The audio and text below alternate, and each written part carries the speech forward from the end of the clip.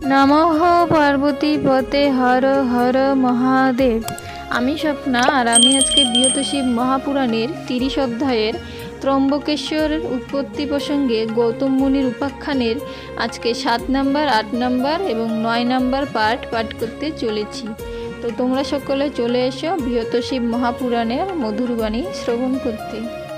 আজকের শ্লোকটি হলো নমস্কৃত্য শিবায়ৈব স্বস্তিতিম চক্রে স্বয়ং তদা নির্গুণায় নমস্তভ্যম শঙ্করায় নমো পুনঃ পশ্চাৎ প্রকৃতি রূপায় পুরুষায় নমো পুনঃ পশ্চাৎ বিষ্ণু স্বরূপায় ততস্য ব্রহ্মণে নমঃ। শ্লোকটির অনুবাদ আজকে আমি 7 নম্বর পাঠ থেকে পাঠ করতে চলেছি। তো অনুবাদটি হলো, আর আমাদের তপবিঘ্নের কারণে যাতে তিনি পীড়িত না হইবেন মনে, অথচ ভর্ৎসনা করি তাহাকে বহুত আশ্রম হইতে করা যায় বিতাড়িত।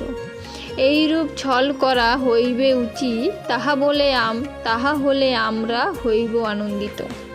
তবে সর্বজন তাতে জানালো সম্মতি, অতঃপর স্থির হইল সেই কূট যুক্তি। তবে বিঘ্ন বিনাশন করিবার তরে সিঁদুর চন্দন পুষ্প আদি উপচারে আর আরাত্রিক দ্বারা সেই ঋষিগণ বিঘ্ননাশী বিঘ্নরাজে করেন পূজন।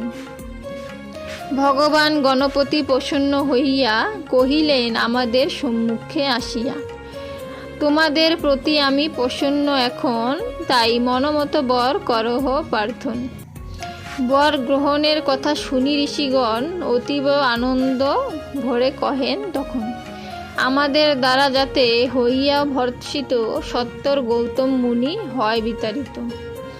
হে দেব, আপনি তাহা করুন এখন, এই একমাত্র বর করি যে প্রার্থন। এমন বিরুদ্ধ বর প্রার্থনা শুনিয়া সেইকালে গণপতি কহেন হাসিয়া, ওহে ঋষিগণ, শুনো তোমরা এখন মহাত্মা গৌতম প্রতি ক্রোধান্বিত মন। যে জন নিরপরাধী নির্মল সতত, তার প্রতি ক্রোধ করা না হয় সঙ্গত। উপকারী জনে যদি কভু দুঃখ দাও, অবশ্য জানিও দুঃখ পাবে তোমরাও। তোমরা কঠোর তপ করিলে সাধন, তার শুভ ফল পাবে করহ শ্রবণ। কিন্তু সেই শুভ ফল করিয়া বর্জন, তোমরা মোটেই ভালো করো না এখন। কাজ কুড়াইতে চাহ কাঞ্চন ফেলিয়া, শৃগালের সেবা করো হস্তিকে ছাড়িয়া। আমার বক্তব্য আমি কহি যথোচিত, যাহা তোমাদের রুচি করো সেই মতো। গণেশের সেই বাক্য করিয়া শ্রবণ, মোহবশে সেই কালে কহে ঋষিগণ, হে প্রভু, আমরা অন্য কিছু নাহি চাই, সিদ্ধ করিবার সেই পূর্ব অভীষ্টই। তাহা শুনি গজানন দুঃখিত অন্তরে, অসাধু কখন নাহি সাধু হতে পারে। আর সাধুজন কভু অসাধু না হন, কভু মিথ্যা নাহি হয় শাস্ত্রের বচন। অসাধু লোকেরা দুষ্ট সংসর্গে পড়িয়া, সাধুজনে দুঃখ দেয় আনন্দ করিয়া। কিন্তু সেই দুঃখকে কখনো সাধুজন আপনার দুঃখরূপে না করে গ্রহণ, তাহাকেই সুখরূপে করে তারা জ্ঞান, দুঃখদাতাকেই সুখ করেন প্রদান। অবশেষে তাহারাই সুখ লাভ করে, এই সত্য কথা আমি কহিনু সবারে। ওহে ঋষিগণ, অনাবৃষ্টির কারণ, ভয়ঙ্কর দুঃখে যবে হইলে নিমগ্ন, তখন গৌতম মুনি যোগের প্রভাবে জল আনয়ন করি সুখ দেন সবে। এক্ষণে তোমরা তাহাকেই দুঃখ দিতে সংকল্প করেছ বড় নিজ নিজ চিতে। দুষ্ট পত্নী সংসর্গে তোমরা মুগ্ধ হইয়া, ইহা করিতেছ ভবিষ্যৎ না চিন্তিয়া। এই রূপ কার্য হলে বুঝিবে নিশ্চয়, পরে তাহারই হিত হবে অতিশয়। পুনরায় তোমাদের দুঃখ হবে কত, তাহাও মহর্ষি করিবেন বিদরিত। ভগবান গণপতি এরূপ বচনে কতভাবে বুঝালেন সেই ঋষিগণে। কিন্তু সেই ঋষিগণ মোহে বশীভূত, দেবের বচনে নাহি করে কর্ণপাত। অতঃপর ভক্ত পরবশ গজানন যাহা করিলেন তাহা করহ শ্রবণ। গণপতি কহিলেন, ওহে ঋষিগণ, তোমাদের ইচ্ছা আমি করিব পূরণ। পরে যাহা ঘটিবার ঘটিবে তখন। অত কহি গণপতি অন্তর্হিত হন। ওদিকে গৌতম মুনি সদাহিষ্টচিত্ত নিত্যকর্ম পালন করেন যথাযথ।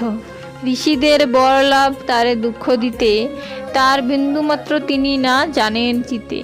আশ্রম নিকটে তারা ছিল যেই ক্ষেত্র, তাতে ধান্য জব আদি জন্মিল বহুত। ভক্ত পরবশ দেবগণেশ তখন শীর্ণকায় গাভীরূপ করিয়া ধারণ। প্রবেশ করিয়া মহর্ষির শস্য খেতে, ভক্ষণ করিল শস্যমাতি হরষেতে। মহর্ষির সেই দৃশ্য হইল গোচর, গমন করেন তবে তথায় সত্তর। মহর্ষি তখন এক তৃণগুচ্ছ দ্বারা সেই গাভী জননীকে করিলেন তারা। তবে গাভী তৃণগুচ্ছ পরশ মাত্রতে মহর্ষির সমক্ষেই পড়িল মাটিতে। অতীব আশ্চর্য তবে ঘটনা ঘটিল, অকস্মাৎ সে গাভীর মরণ হইল। তাহা দেখি সহসা গৌতম তপোধন অতীব বিস্ময় বোধ করেন তখন। সেই কালে ঋষি আর ঋষিপত্নীগণ সেই স্থানে সত্তর করিয়া আগমন। সকলেই একযোগে করিল চিৎকার, হে গৌতম, একি হইল তব ব্যবহার। অহল্যাও আসি তথা করিয়া দর্শন, অতীব বিস্মিত তবে হলেন তখন। আজকে বৃহৎ শিব মহাপুরাণের 7, 8 এবং 9 নম্বর পাঠ এখানেই সমাপ্ত হলো। তো সকলে অবশ্যই চেষ্টা করবে বৃহৎ শিব মহাপুরাণের এত সুন্দর মধুর বাণী শ্রবণ করার বা শিবপুরাণ পাঠ করার। আজকে এখানেই সমাপ্ত করছি। সকলে ভালো থাকবেন। ধন্যবাদ।